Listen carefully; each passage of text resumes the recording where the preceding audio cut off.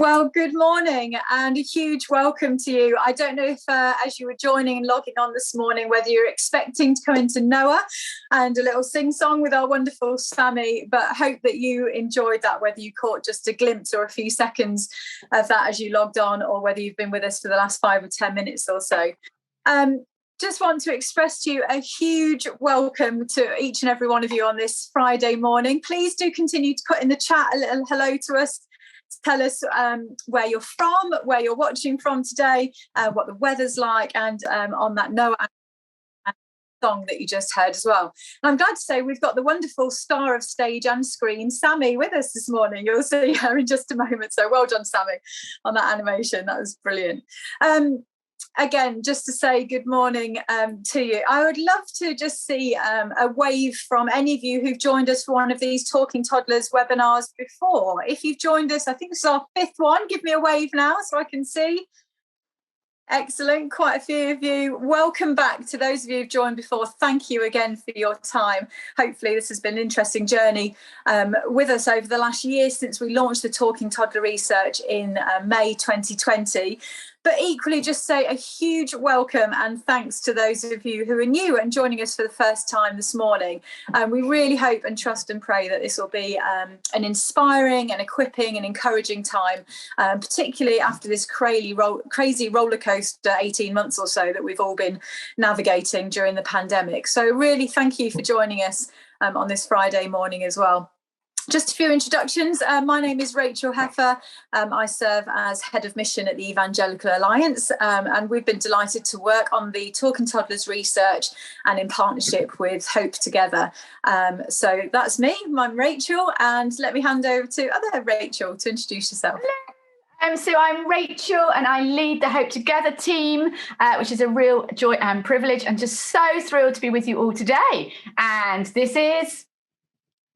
Oh, introduce Sammy. Do you want to introduce yourself, lovely? Sorry, that was not exactly smooth, but you've seen Sammy doing a marvellous song, and here she is in person. Oh, hello, I'm Sammy. I work with Rachel JW at Hope Together. I'm part of the Talking Toddlers team, and in a previous life, not many moons ago, I led a toddler group and some children's work in a church. Maybe you can tell. And I'm very glad it's not raining today. There you go, that's me. Great. And we've really enjoyed working together in partnership, the EA and Hope Together on this. And we just think that it's been really good to do that. We, as Rachel said, we did some research back in May 2020. And I just want to remind you, because it always helps us to frame it, I'm just going to give you a couple of top stats. We started by doing something called Mapping Practicing Christians. We discovered that 40% of those of us who are practicing Christians who regularly part of a worshipping community, and also we used measurements of reading and prayer, reading your Bibles and praying. 40% of us said we came to faith under the age of 5. That tells you that that was the generation we were having the biggest impact on, is the under 5s. And that makes this ministry and what we do so important.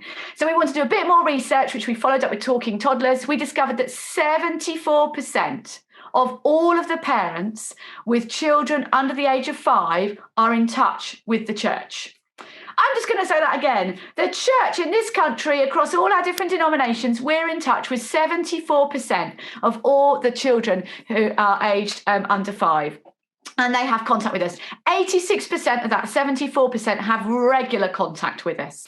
And so that is amazing. We have this incredible opportunity regularly. And 55% of them said that the parents said that when they were bringing their children, they themselves were beginning to explore faith. That's what it helped them do. And so we're really passionate both about the under 5s, that we help them to explore faith and have an understanding really young of God, his story, that he loves them, that they can pray, and that the parents begin to explore faith as well. And that's why we are doing what we're doing. And we just love hearing from all of you and the encouraging stories of what all the things that you are doing around the room. Rachel, I'm handing back to Rachel Heffer. We're going to start by actually doing some of that hearing and getting into breakout groups really early to hear what's happening where you are. Absolutely. So we're thrilled. In just a few moments, you'll be hearing from our three guests. But as Rachel said, we'll have a chance to introduce ourselves as well. But our guests, we have Andy, we have Martha, and we have Emma with us this morning as we look at this pathways to faith, how even in this ongoing COVID, hopefully soon post-COVID season, how we navigate the times, how we're meeting in person, how maybe some of you are doing hybrid still, how we're facing both those who are joy-filled to be springing back, coming back to our groups, but equally at the other end of the spectrum, those children, carers, adults, parents maybe have some anxiety still. So we would love you to be able to share with your group some of your experiences. So our question for you, simply, we only have about 10 minutes just to get to know each other briefly. You'll be in small groups. Do introduce yourself, where you're from. And our question to you would be, what are some of the challenges, but also the joys that you're facing in this season? How is it feeling to you coming back into this new term, looking at the term ahead? And what are you perceiving as some of those challenges and opportunities that are opening up to you? So we'll go into breakout groups now.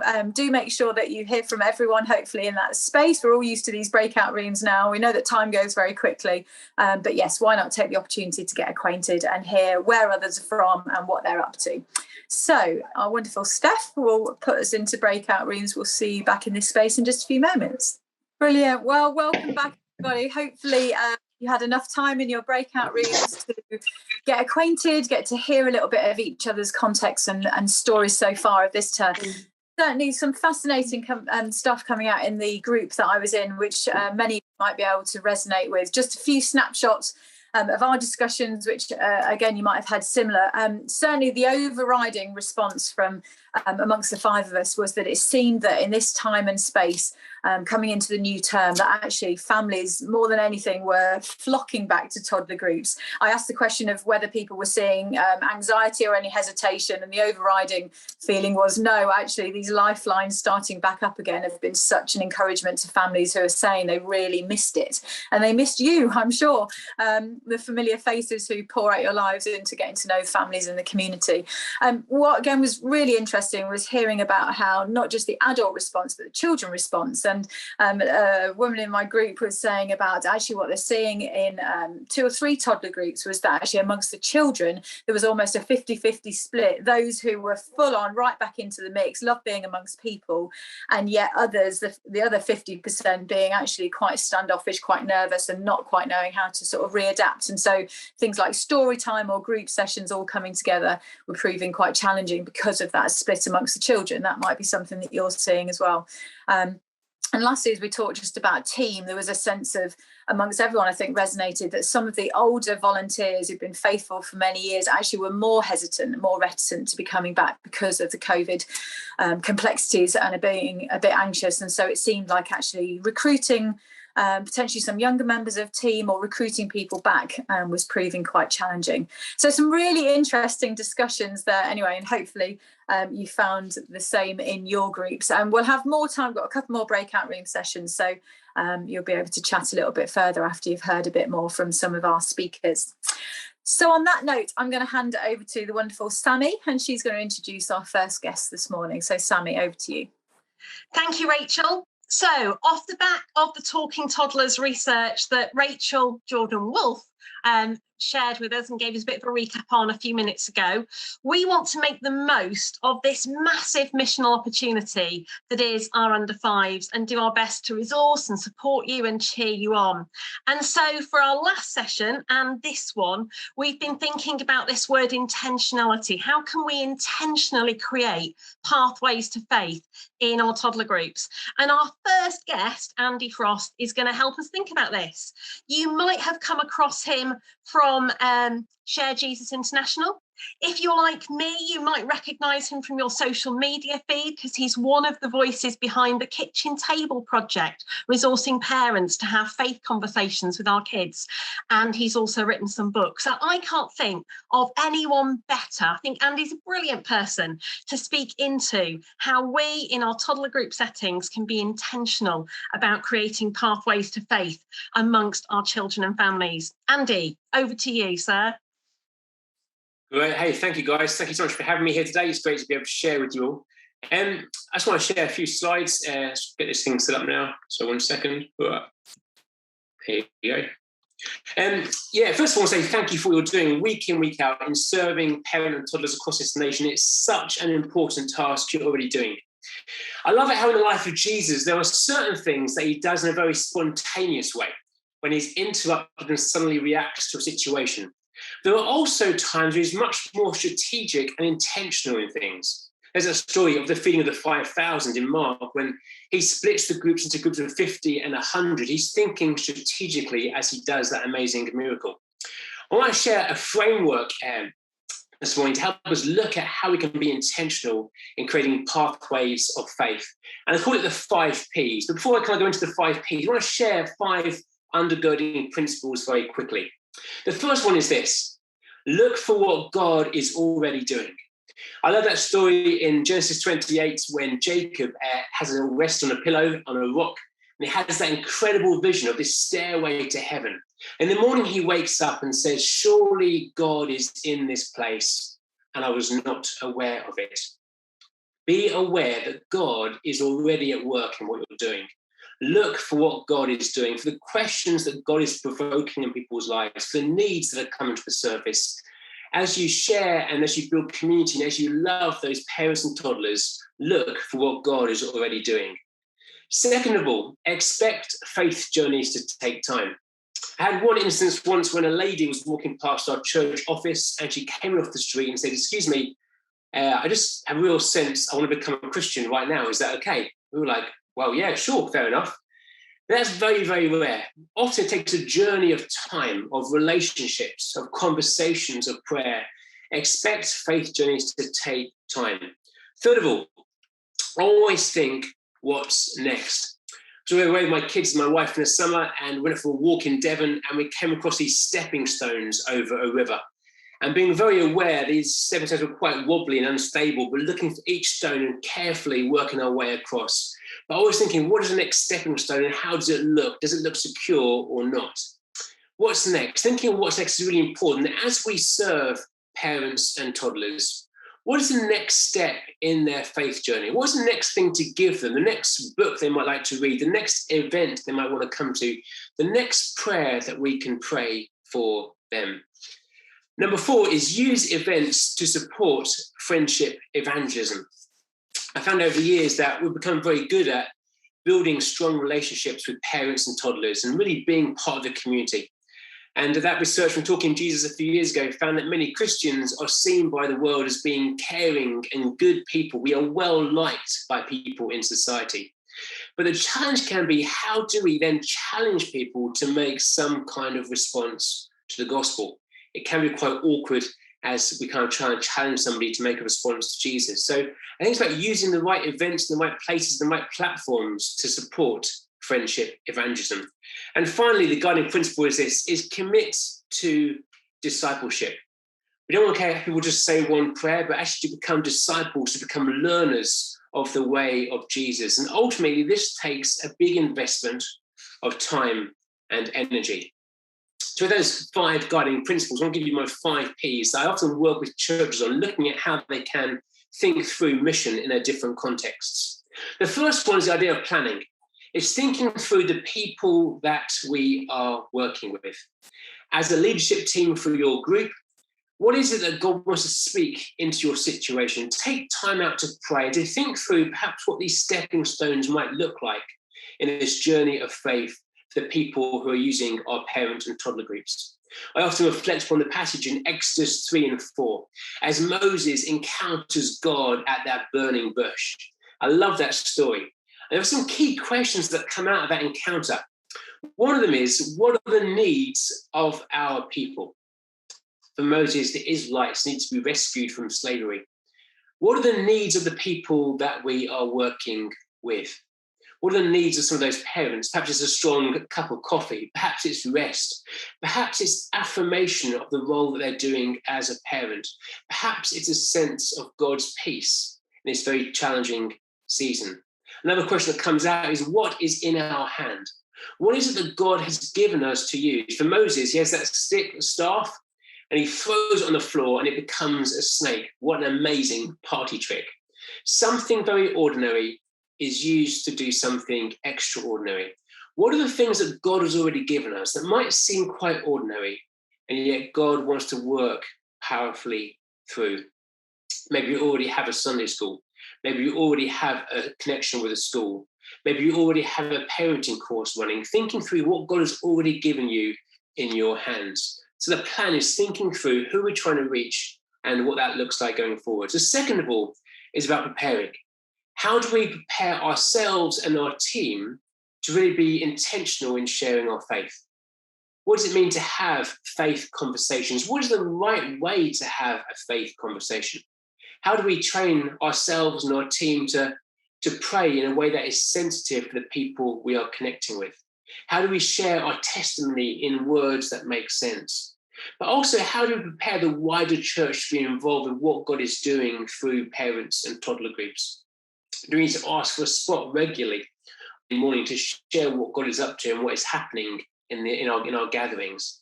It's about looking for how we can prepare the wider church to be involved in what God is doing as we serve parents and toddlers.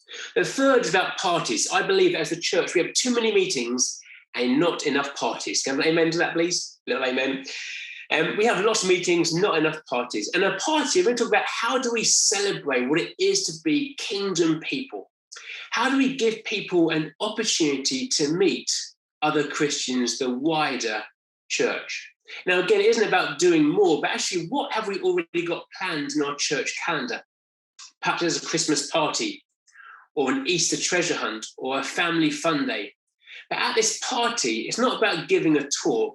Back in the day, I used to do youth work, and we often used to do is have a gig night, and we'd invite young people to come and hear a concert.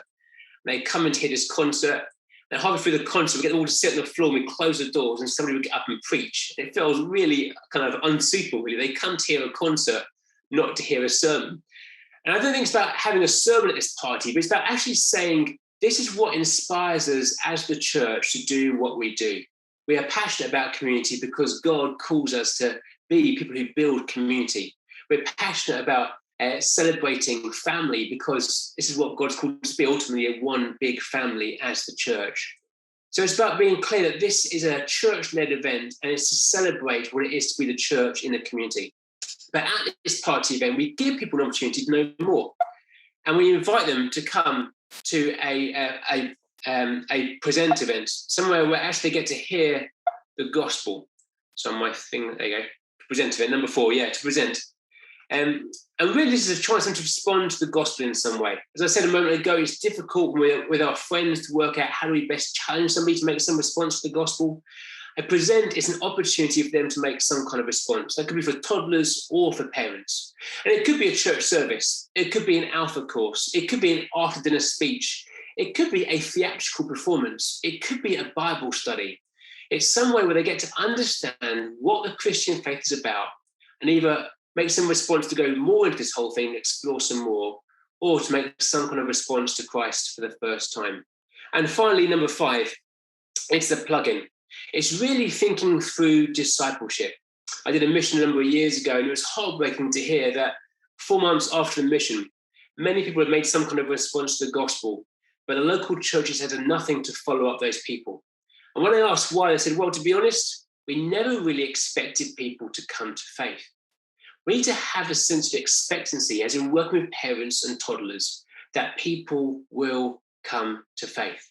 How are we going to help them plug in to the church, to plug in to Jesus, to become disciples of Jesus? Now, some might very simply join church on Sunday morning. Some might join small groups. But perhaps for some parents and some toddlers, we have to be more creative. I think discipleship is about 2 things. It's about being intentional, about passing on the things of Jesus. But it's also about being relational, being present, connecting with them. And the danger is that we do things that are just intentional or that are just relational. But bringing these 2 things together is really important as we help them to plug in. I want to say finally that with these 5 things are helpful, but all of them are not going to work unless undergirding everything there are relationships and prayer. Relationships, how are we not only when we meet once a week as parent and toddler group, but how are we building relationships? Who are we purposefully meeting for coffee? Who are we going to the park with and hanging out with their kids? And also prayer. Who are we praying for regularly? We often pray for many big world issues, but are we praying for people to come to faith? Love the Kingdom Come initiative, encouraging us to pray for 5 people regularly to come to faith. Are there parents and children that you're encountering that you're not praying for? And how might you begin to pray for them regularly? To pray for their needs right now, but also to pray for them that they might come to faith. This kind of diagram just helps you unpack this again. So the plan, first of all, you're planning to work out how you can best help create pathways of faith for parents and toddlers. Prepare. How do we help ourselves and our team be prepared to have more God conversations? It might be that because of this, you have 30 great conversations in the term ahead. You might invite them to a party. You might have 15 families come to some kind of church party where they experience the wider church. They discover something of the kingdom of God, and they perhaps want to know more. It might be that with the present event, 5 people want to make some kind of response and discover more of what the Christian faith is all about. They want to take up that opportunity. And it could be that actually 2 of them come to faith and become members of the church. And for me, it's thinking through this process, creating opportunities, making these stepping stones, that people know what's next, so they can go on this journey of experiencing more of who God is and who they're called to be. I hope that's helpful, but thank you for what we were doing around this nation in serving parents and toddlers. Let's think strategically and intentionally as we inspire others for a faith in Jesus. Thank you. Thank you, Andy. That was brilliant. I'm going to hand over to Rachel now because she's got a friend who has got a story to share that will help, I think, contextualise this. Great. And Andy, that was brilliant. And you mentioned something that this friend does. So it's great to introduce Emma Bucken, who has, if you like, got practical experience of the things that Andy said, going down that list when she was leading toddler groups, how she did this herself in practice where she lived. And we thought that'd be a really good illustration of all those brilliant things that Andy has said. And she also now runs Thy Kingdom Come, which is what Andy said about praying for 5. And I was thinking, I wonder if we could even get the names of some of these parents and children to the rest of our church to pray for. So if you're sitting there going, well, I couldn't pray for all of them, but actually, if there's people in your church who don't know who to pray for when it comes up for Thy Kingdom Come, how about giving them the names of all the parents and children to pray for? Because that'd be exciting. Emma, we're so thrilled to have you with us this morning. We would just love to hear from you about the story of what you did in practice when you were leading a toddler group and how you led particularly those parents through on a pathway to faith. Thank you, Rachel. And thank you, Andy. You know, if somebody had given me a blueprint of how we would have done it, it would have been very helpful to have that blueprint that you had up on the screen, because actually in practice, that's exactly how it worked. So my name's Emma Bucken. Thank you for my dear friend, Rachel, for introducing me. We've been praying together for many a year. And we were me and my husband were in a parish in Kent. And my husband was the vicar there, and I actually had taken a bit of sabbatical from work. So I was kind of the unpaid children's worker. Someone in the church felt very cool to start a toddler group, which we did, and we called it Toddler Praise, and it was wonderful. And we had lots of parents come along, and it was everything everyone around this Zoom room, I would hope, wanted to be. You know, it was biblically based, it was prayer. We had all these mums coming, and we were like, how are we going to help them grow in their faith? And I think it was a God idea. We did this, just so you know, the toddler group, Toddler Praise, was on a Monday afternoon. And we had in our little kind of urban village, you could say, it was commuter belt area, we had a Wetherspoons pub, and it opened at 12. But it had a play area in the pub, and that wasn't used before 12 o'clock. And so I went in and I asked if we could maybe hire the play area. And they said, no, you can have it for free. You just buy coffee and we can sit there, the kids can play. And we launched Book Club, which sounds very boring, but actually did everything that Andy talked about. We did life together. We all learned everything about one another's lives, but within that, we started to explore faith. So you kind of have the contact with the toddler group and the kids, and they're forming community themselves. They're having a wonderful time on the Monday afternoon. Tuesday morning, we meet for book club. We probably had about 20 mums who came to that really regularly every week. Even we had some mums from our church who didn't, the kids were now even at secondary school, but they just used to like to come along for the conversation. And we went through Christian classics. You know, we read, I don't know, The Hiding Place by Corrie ten Rue. We read The Cross and the Switchblade. We read, we did this for about 5 years. You could name me a Christian classic, and we did different kind of alpha course very gently in there. But the kids would play in the play area, having a great time, and we would have coffee together. We would have an hour of just chat and catch up, and then we do an hour of Bible. Well, not Bible study, but basically it became Bible study, because we'd take the principles that we were learning about these amazing Christian people in these books and apply it. And through that, we had probably about 25 people confirmed in our church. It is that arrow. They're not all still there. Some now are the church wardens, or, you know, are the sort of wonderful people who help run the church, and some have drifted away. But also, I would say what's really important is that arc. So you have your contact, you have your toddler group, but I couldn't have run both, because that would have been too much. So I was very fortunate and blessed that someone was called to run the toddler group, and I used to help go and set it up, and I was there to have all the relationships, which were so important with all the parents and the kids. But I would run the Tuesday, she would run the Monday, and we both went to both. And then obviously we had Sunday school on the Sunday. So I used to sort of see it as this big umbrella with lots of different kind of like phases, and each one needed to link into one another. And then with the school, we had something then called Mini Kings, which reception children could go to. So they'd gone to a toddler group, they'd gone to the book club. When they got to school, they could go to a little after school club called Mini Kings. And then they had King Squad. This wasn't run by us, but it just meant that there was a pathway through that they could go from one to the next to the next. And the relationship were key. We then launched something called Leap of Faith, where we take 50, 60 women in the end from across the diocese off to a camp, a charity would, and we'd do like abseiling and zip wiring. But a wonderful preacher used to come, and then and really that was like our real time of spiritual growth. I believe that often when you get to kind of just focus on God for say 48 hours and just kind of come out of normal life, it really helps. But the point being is we had a community. So Andy, I completely concur with what you said. In practice, that's how it worked. And I just wish I'd had the blueprint at the beginning when we first started this. But Rachel, have you got any other questions? Oh, it's great, Emma, everything you said, and it just makes sense. And again, like that, the journey down, actually you didn't have the blueprint, but you made up a great blueprint. It matches like what Andy was saying. And a big word that's come out, actually came out in the group chat we were having, was about relationships, how to actually form relationships and have the time to create the relationships. And actually you need probably less people. So kind of maybe handy that the funnel goes down, because you actually can't, you're taking some of them on a deeper and deeper relational journey.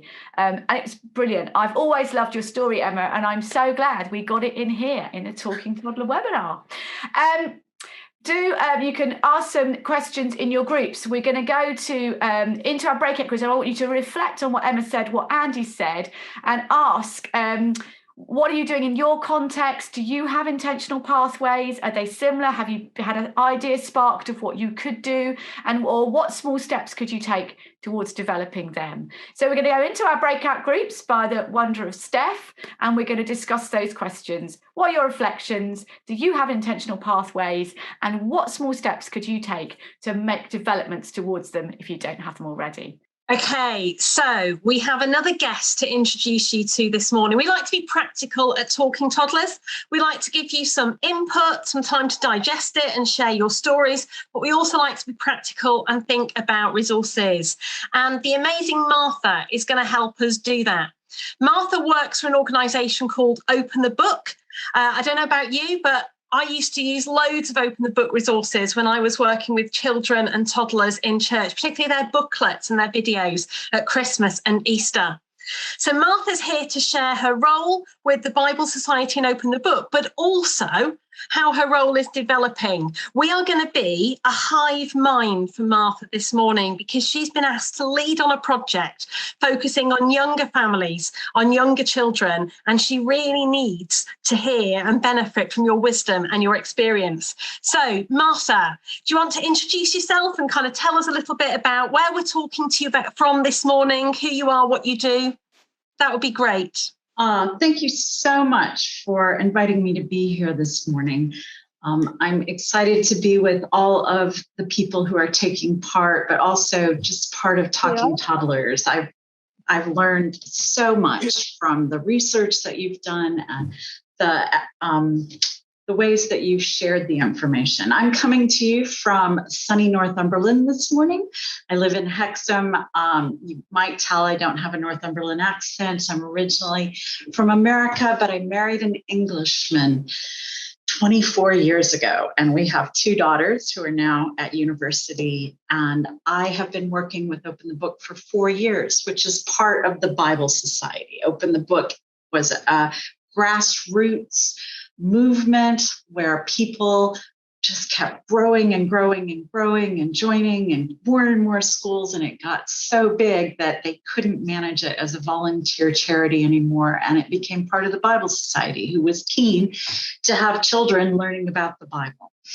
And through what Open the Book is, if you're not familiar with it, I see several of you put in the chat, we go into 3 schools. I used to be an Open the Book storyteller, things like that. But what Open the Book is teams from churches, sometimes from one church, sometimes from a collection of churches within an area, get together and go in and tell Bible stories to children in a way that's interactive and that it's fun. The children love it. The staff loves it. Ofsted loves it. SIAMS loves it because they are fulfilling some of their requirements, but also because of the relationships that are built. The thing that's great to me about Open the Book is, yes, everyone does it for the children, but what wonderful things have happened in the lives of the storytellers as they've grown and learned more about Scripture and had the joy of sharing these stories in a way that's simple, straightforward. When I first heard about Open the Book, I thought, oh my gosh, that sounds like so much work. That sounds like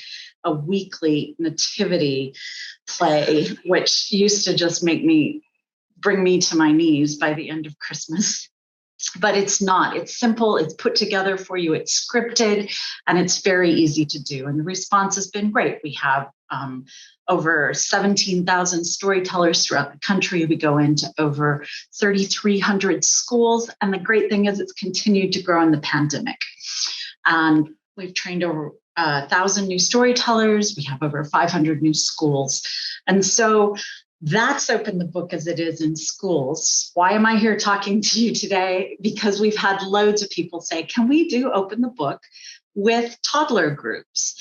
And while I understand that, I also know that it isn't designed for that age group. It's not designed to be in a toddler group. It's not the right language. It's not the right level. And so what we want to do now, and we have the opportunity to do, is develop Open the Book for toddlers. We don't want it to look the same because we don't want kids to go to school and see Open the Book and go, oh, that's for babies. I did that when I was a toddler. We want to do it differently. We want to equip people to do that. And the reason for that is because story is so powerful. I want to show you a slide of a brain. And this brain is the same person. The brain on the right is a brain that is passively listening to information being given to them. Notice how blue it is. When a brain is engaged in a thermal imaging screen like this, it's red, it's yellow, it's orange, it's green. That's when the brain is really engaged. The picture on the left is the very same brain, but instead of passively listening to information being given, the brain on the left is listening to a story. Can you see how alive it is? Can you see how engaged it is? And that's because we were made for story. Why do you think Jesus told so many stories? We were made for story. And that's what Open the Book is. It's designed to go into any school so children of no faith or a different faith can take part of it. And we want to do the same thing for toddlers. And what I need you to do for me is tell me what you need. Do you need us to train people to deliver these stories in a different way, which we're working on that kind of a program? Do you need someone to come in? Maybe people from an Open the Book team would come in and deliver this because they've already been trained and already have experience and confidence in doing that. Do you need us to help you build Bible confidence in your volunteers? Do you need different kinds of resources? Is there a big gap in the market? We're very keen not to do what's already been done. We don't want to duplicate what's already out there. We want to give you something new. We want it to be affordable. We want it to be just what you need to do your ministry. I love the phrase that I think Sammy used earlier when she said massive ministry opportunity. I always love a little alliteration anyway, but I think that is exactly what we have here. And we want to be part of it at the Bible Society and Open the Book. And we believe that you are the people who can help us do that more than anyone. I've been given the role as lead on children and families for children starting with birth up to about year 7. And I am very excited about the opportunities that are there.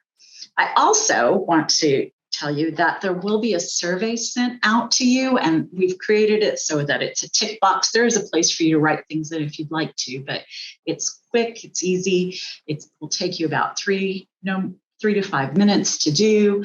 And that would really help inform. I just feel that there's such a wealth of information to gather from all of you here today. And I also wanted to tell you about a gift that we would like to give all of you today. In October, we're releasing a Good News Family Bible that has been put together with the Bible Society and Youth for Christ, and I believe Care for the Family as well. And we would love for you to get a copy of that. And what you need to do is just send us your name, and Rachel or Steph or somebody will be sending you an order form for that. And we will send you one of the first copies that comes out in October. It's a Bible, it's a regular Good News Bible, but it's designed so that a family can gather around. The size of it is so that it's large enough to see, but also large enough to write in. There are activities and ways for the family to engage with children of all ages, and we'd love to get your feedback on that. They're normally 35 pounds, but I worked very hard and wrote a lot of different prospectuses to the marketing committee, and they would love for you all to have one, just as I would. So you don't have to do the survey to get the Bible, but I'd love it if you could take both of those pieces into consideration after we finish this morning. Any other questions, Sammy? Martha, I think you've covered it brilliantly. So we're going to go into breakout rooms in a minute. Just to reiterate what Martha said, there are 2 links that will come your way later on in our session before we finish, and that we'll also send out after the session with the notes as well. One is a survey that the Bible Society are doing to see what would be most useful, and this is what we're going to talk about in a minute in our breakout rooms too, for our younger families in terms of resourcing them. And then there'll also be a link so that you can claim your free, yes, free family version of this new. It's beautiful. I've seen some images of it. Good News Bible. It's big, it's colourful, it's interactive, there's scope to draw in it, and the link will be there as well. For now, we're going to help Martha a bit more, and we're going to go into our breakout rooms, and we're going to talk about, actually, in our context, in our toddler groups, what would be useful, what would help us to share stories, okay, share Bible stories with the children. What sorts of resources would we find useful and helpful? And it'd be great, it'd be very helpful if we could put some comments in the chat, because Martha will be watching the chat for what emerges as our hive mind goes to think on this issue. Okay, so Steph, the wonderful Steph, will put us back into our breakout rooms for one final time. Thank you, Steph. And please remember to include what we can do to help your volunteers too, not just necessarily the actual resource of the Bible storytelling. Thank you. Great catch. Thank you, Martha. While people are coming back, I don't know what the discussion was like in your group. In my group, Martha, you provoked a really good discussion about how do we tell our stories? What works for us? Some of us used Bible buds, some of us used story sacks, some of us used godly play. But the one thing we seemed to focus in on was we were making a distinction between reading from a book and storytelling. And the kind of big cry of my group was, yes, please help us with storytelling. What we'd love is some affordable but long lasting, when little hands are involved, props. We feel like, often it's down to us as toddler group leaders to find them. So if props were easily available that were affordable and long lasting, that would be brilliant. And our group said yes, please, to some training. We're really aware that sometimes it's about building the confidence of our volunteers. And perhaps for our volunteers, just watching a video of somebody else do it and giving them a few pointers would be really encouraging and affirming, especially if it's a video they could watch a few times so that their confidence builds. So thank you, Martha, for provoking a really useful conversation around resourcing. Rachel, I'm going to hand over back to you because there's something else that you want us to help with this morning. Absolutely. Yeah, just to say, as we're starting to sort of come to a point of drawing to a close, just massive thanks to our three guests, to Andy, to Martha, to Emma. Thanks for all your story sharing and the resourcing, all hopefully really helpful and inspiring. Well, just before we take our leave and let you into the rest of your Friday, just a few snippets of some resources and things which we thought would hopefully be helpful for you to know about, and dare I say, even a look ahead to Christmas and our next Talking Toddlers webinar. So first of all, I'm going to come to Sammy. Sammy, tell us a bit more about the wonderful Noah launch and the animation that we saw earlier on. Yes, so if you joined our chat today early, you might have seen an animation, you might even have seen a song. They are previews of some resources that will be out very soon. But today we are launching, maybe you can see this, the first in our God's Big Story series. It's called God Washes the World, and it's the story of Noah. It's the first that's out, but it won't be the first in the series, because at some point we will come back and we will tell the story of creation. Now, I was a toddler group leader. I've done kids' church. I know there's lots of books about Noah out there. So what is distinctive about God's washing the world, you ask me? Few things. First of all, we have partnered with the Early Learning Centre and the Entertainer, who own the licence to some toys called Happy Land, these little children's characters. So we are telling these Bible stories using what we hope are popular and familiar children's toys, so that parents will pick up the book, see the book and think, we've got that stable set, we've got that ark at home. The other thing that's distinctive is this. When I was in a toddler group, when I was a kids worker in a church, it seemed to me that I would tell Bible stories week after week, and we've all got our favourite, haven't we? Whether it's Jonah and the whale, David and Goliath, or the prodigal son and the lost sheep. But it seemed to me that unless we could tell these stories in a way that connects with the big story of the Bible as a whole, we ran the risk that children would kind of, forget about David and Goliath at the same time that they forget about Jack and the Beanstalk.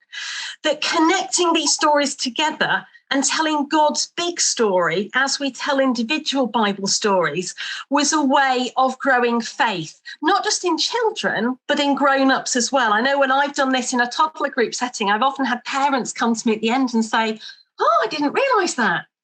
So when we look at God Washes the World, what it does is it really answers the question, well, why was there a flood and why was there a boat? As much as you can ask and answer that question when you're dealing with 3-year-olds.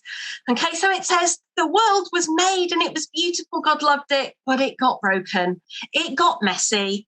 And like a lot of things, when they get broken and messy, they need cleaning up. They need tidying up. They need a fresh start. And the world was too big to go in a washing machine. So what was God going to do? God had to wash the world another way. And that's the story of Noah. And as you work through the story as well, by the time you get to the end, there's always a pointer to Jesus, And because we know that young children learn and remember things when things are fun and multisensory, we're trying to build up the layers and build up the resources around these books. So when a book comes out, you'll be able to buy it from the Hope Together shop on our website, and there'll be a link from the Talking Toddlers webpage. It's £2 for one copy, but if you want 50 or more, it's £1. And I would always say, you know, if you want to use them in mission and you want to buy a lot, have a chat with us and we'll see what we can do. But we want to build resources around these. So each book will come with an animation like the one that you saw this morning that will be available in about a week's time, a song. Pete James, who we met a couple of Talking Toddler sessions ago from Cheeky Pandas, he has kindly written some awesome songs for us. So for each book, there's a song that you can download. There's an actions video that you can download and use. And there are play opportunities as well. Play opportunities for families to do together, but also for toddler groups. Some of you mentioned in our chat just now Bible Buds, that you use Bible Buds as a way of sharing Bible stories. And Anna Martin from Bible Buds has very kindly gifted some free session downloads that will accompany each story. So when you go to the Talking Toddlers website, you can see how to buy the story from the shop, but also how to watch the story, how to sing the story, how to play the story, and how to share the story in your toddler group context. Because what we hope is that this whole series will be part of how we resource and support this massive missional opportunity that we have with our under fives that you guys, week after week, are at the forefront of. So, book is available today. Talking Toddlers website will have the link very soon and you can get it from our shop. The rest of the resources are signposted on the website and are either there now or coming very, very soon. Brilliant. Thanks so much, Sammy. Do get hold of your copy of those. And like Sammy said, on the Hope website, you'll have the link to that really soon. So that's exciting stuff. Just from ourselves at the Evangelical Alliance, just a couple of things to tell you about as well, just in case they're of use to you in a broader sort of church sphere, but also connecting into your children's and or youth ministry. One is to just say, we really recognise that whilst churches are either doing hybrid or meeting back in person, actually we're probably just not done yet, are we, in our thinking around actually what did this pandemic throw at us as the church? What was God trying to speak to us about? How do we discern how to still not just ping back to what we knew before, but actually really still recalibrate and reimagine and look at what God wants us to do as the church? And we've launched a resource called Reflect and Reset. Part 1 came out before the summer, and Part 2 has come out just in early September time. Steph will kindly put a link in the chat. But this is a resource that is for you to potentially signpost your church leaders to, be part of it yourself, church leadership teams. And our hope is that actually really takes church leaders gently on a journey to actually unpacking what is the church, what does your whole church look like in areas of evangelism, discipleship, children, youth, families, mission and ministry. So we have lots of question sets. We have a series of 4 webinars, the first of which starts next Tuesday, the 28th of September. Love you to explore those, check out their web links, see whether it might be helpful to you and your church leader and leadership team. And do please come and tap into the webinars as well that start. They're 4 Tuesdays from next Tuesday. And our heart is just that would really serve and support and gently encourage the church to still be processing the lessons learned from COVID. Secondly, just to say something that we work on in partnership with Hope Together and many others who sit around a youth ministry table, where for some of you, you'll have youth ministry hats on as well as children's. But just to say, we're moving into our 7th year, I think it is, of the YEC, the Youth Evangelism Conference. I was in a planning meeting for it yesterday with one of Rachel's colleagues, Dan, and Sammy's colleague from Hope Together, but just looking at the 5th of March, Saturday, the 5th of March 2022, which will be the Youth Evangelism Conference in 3 locations, in person, in Cambridge, Manchester and Perth in Scotland this year as well, but also online. If you've got youth workers, young emerging leaders who really would love to look at actually how to encourage faith sharing amongst young people in all different contexts, in church, in schools, in detached work, then please just be aware of that. The website is theyec.uk and the date for that online and in person next year is Saturday the 5th of March. So we hope that might be of use to you to know about as well. So as we draw to a close, just to say this has been recorded. If you feel it would be helpful to share with others across your teams, then in a matter of a few days, hopefully within the next week, the recording and what you've heard from Andy and Martha and Emma will be chopped up and put on our websites at the EA and at Hope Together as well. So do feel free to access those and continue to keep in touch with us. We really love hearing your feedback, your encouragements, your suggestions for things moving forward.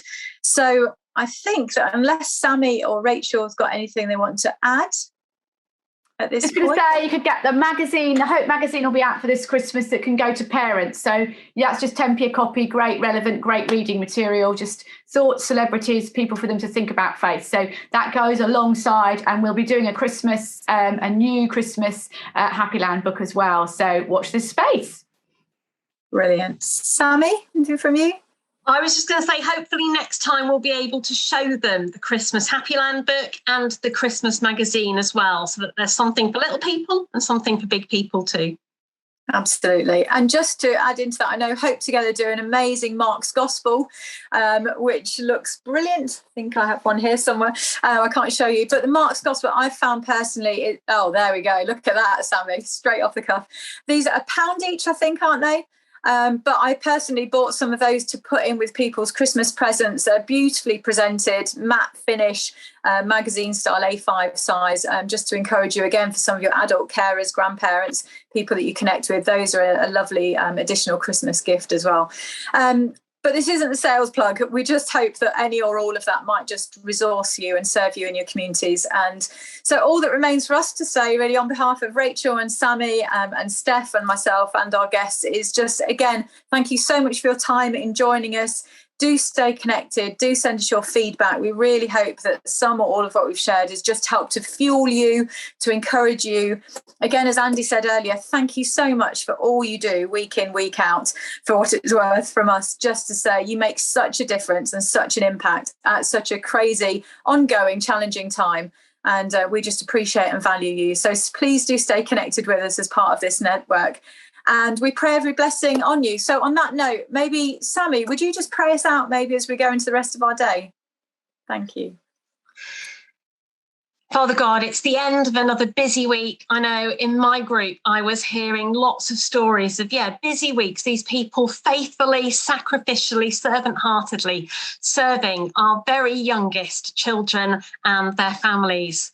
So, Father, I just pray your blessing, your protection on them, your strength at the end of this busy week. May they walk in your blessing and your favour, knowing that the job they do is of vital importance to your kingdom.